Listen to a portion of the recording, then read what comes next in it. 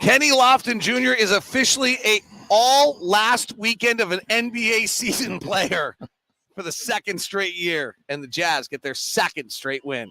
We're talking about it next on POSTCAST. You are Locked On Jazz, your daily podcast on the Utah Jazz. Part of the Locked On Podcast Network, your team every day.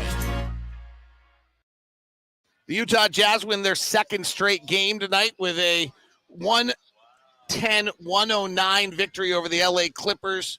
In this game, the Jazz trailed by 11 after one. Paul George and James Harden and Terrence Mann and Norman Powell and Zubac did not play for the final 30-some-odd minutes of this game. They did not play after the first 8 or 9 minutes of the first quarter, so it was the Jazz shorthanded against the Clippers shorthanded.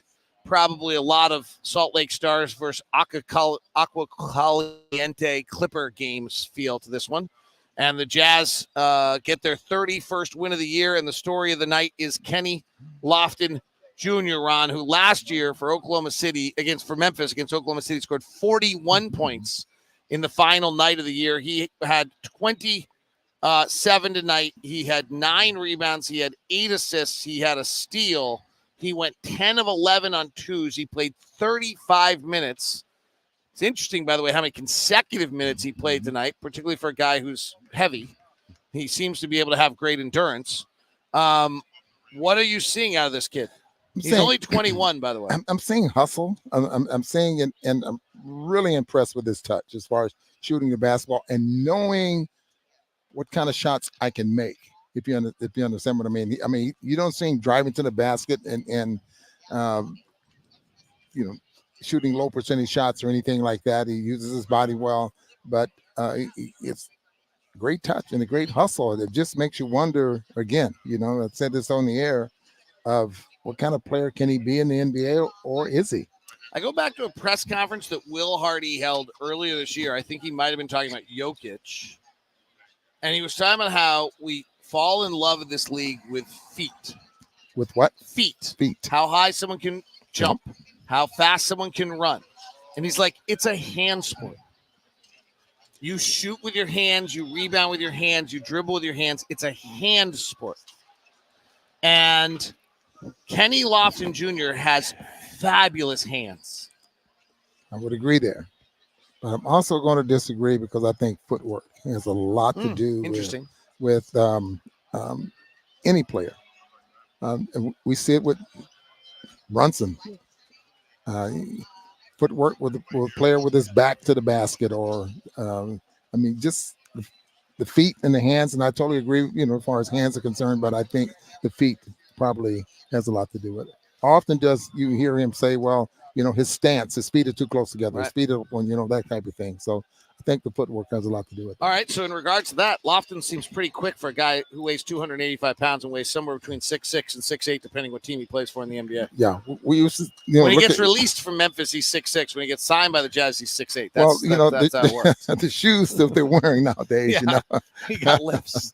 And I think that's another argument for another day. But just depends on what tape measure you use. That's right. Yeah. But again, if he's 6'6" or 6'8", how big does he play? I don't think he plays very big, but he does play strong and physical around the basket. The feeling in the league on him, could be wrong, like groupthink is not always right, has been that he's really has to play center because of his size and that he's short as a center, 6'6" to 6'8". And so he's a small ball 5. And the Jazz used him that way tonight, and the Jazz have used him to all of his strengths. I thought they used him more to power forward and put Baisley at the center. Interesting. More so, a little bit more tonight. I think you saw them run the offense through him at the elbow or at the nail tonight, which has become very in vogue. He had the passing skills today. Threw a beautiful pass the other night to Keontae George. So he has and he had a beautiful pass tonight, either to Baisley or Shamanich for a dunk. He just sees the game beautifully. You can tell he really understands the game well. So you grow up around the game, and again, you look at a guy like that. So, boy, what football team do you play for? Right. Because you're quick, and I'm sure he has great hands where he can catch a football or something like that. But then you put him on a basketball floor, and he has such great basketball skills. And putting him at the right position again, and I know we discussed this already, but you put him at the right position. I just think that he is a very good 15, 18-minute player on a good team. I want to I don't know how to do this politely or correctly, so I'm just going to do it. Amir Coffey played 30 minutes. Bones Highland played 30 minutes. Daniel Tice played 27 minutes. Brandon Boston played 24. Kobe Brown played 19. Xavier Moon played 17. And Norman Powell and PJ Tucker played 20. Those are not NBA rotation players. So this is that cautionary tale that we have at the end of every season that this was fun, good win. Don't go take a massive evaluation swipe on a player, what a player does in the final weekend or two of the NBA season. With that said, you can look good, right? It's better to look good than to look bad, right? You can still, so he's displayed a tremendous amount of skills, which I think are all good, but let's not get a little too carried away with the next leap, considering he was the rookie of the year in the G League. His G League numbers were mammoth. He's been at every stage, Kenny Lofton, from sophomore year at Louisiana Tech to G League to like Summer League. He's always been terrific. And this was very similar to a G League game that he was playing tonight, and he was terrific. So if he goes out and bombs tonight or the other night, then you're saying that one thing, but then if he's playing well like tonight, it increases, I think, his ability to land on a team somewhere. Yeah. So he's been a borderline NBA/NBA rotation player here for 2 years at 20 and 21 years old. And as he gets older, he's got a chance. Coffey's a rotation player on this team. When Kawhi Leonard's out, yes, I think. Yeah, he does get minutes. Yeah, I think it's only when Kawhi's out, but I think you're right. Okay, so he does get minutes. Tice gets minutes. Plumlee gets minutes. True enough, those are two different positions. But what did Coffey play? He played 30 minutes. Yeah. So if Kawhi was playing, Coffey probably gets 15, 16, 17, 18 minutes, something like that. Yeah. So I think Lofton can do that. All right. That's interesting. As that type, as a what position? I'd try him and I'd play him at the power forward position, and strictly because he's strong enough, and that's he rebounded well, and maybe these other teams are trying to play him in a position he's not comfortable with. They see one thing, I see another. No, I'm a terrible coach. It's actually interesting. I think one of the biggest weaknesses in this league is groupthink. That's why I'm kind of intrigued by what you're saying. I think one of the biggest problems in this league is that groupthink takes over, and so a guy like Kenny Lofton gets labeled exactly as I labeled him. That's part of the groupthink, right? I'm in the groupthink. He's 6'6" to 6'8". He has to play backup center. He can't play 1 through 4 because he can't switch defensively and guard anyone in space. And he's not big enough to protect the rim. And so there you have you're talking about all the things he can't do. Like, you're talking about all the things he can do. I like your approach better a little bit.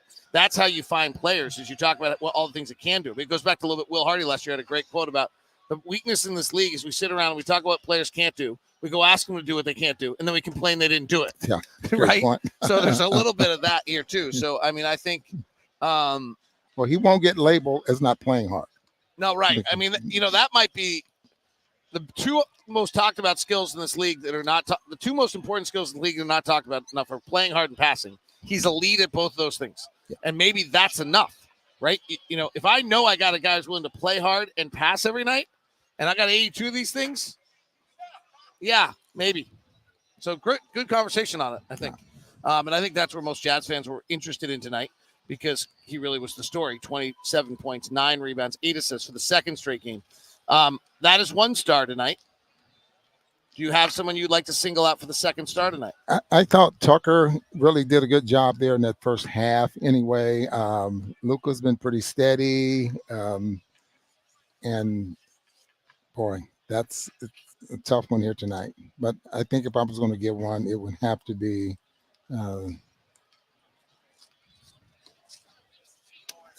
Let's give Lofton 2. Jazz, by the way, shoot 6 of 35 from 3 and win line. tonight. Yeah, and won the ball game. That is, yeah.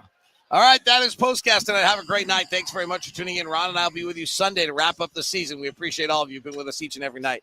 That is Postcast. We now send you the first ever 24/7 national streaming channel. It's called Locked On Sports Today. You can get it on YouTube. You also get it on Amazon Fire TV. Go check it out. It's Locked On Sports Today. Make the switch today to Locked On Sports Today.